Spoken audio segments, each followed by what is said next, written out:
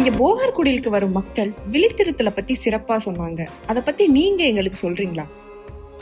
எத்தனையோ யோக மார்க்கங்கள் இருக்கிற மாதிரி இங்க விழித்திருத்தல் ஒரு தவம்.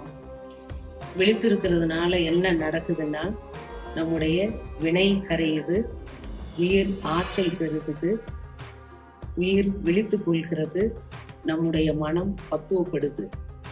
இத கடந்த 43 ஆண்டுகளா நாங்க இங்க நடைமுறைப்படுத்துறோம்.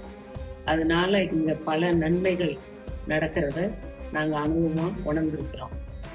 வள்ளலார் சொன்ன மாதிரி பசித்திருத்தல், விழித்திருத்தல், தனித்திருத்தல், இந்த 3ஐயும் நாங்க இங்க செயல்படுத்துறோம்.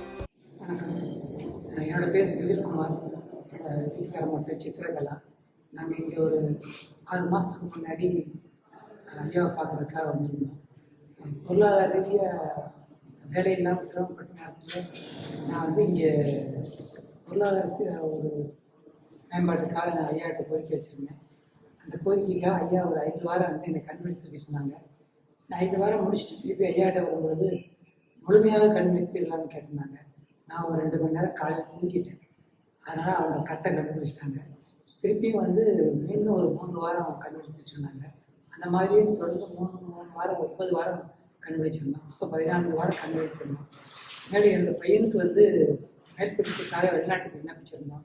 அந்த விண்ணப்பமும் வர்றதுக்கு கொஞ்சம் தாமதமாகிட்டே இருந்துச்சு. 8 யூனிவர்சிட்டிக்கு அப்ளை பண்ணியிருந்தோம். 4 யூனிவர்சிட்டி ரிஜெக்ட் ஆகிருந்துச்சு. அப்புறம் தான் ஐயாட்ட வந்து இந்த மாதிரி விஷயத்தை சொல்லியிருந்தேன்.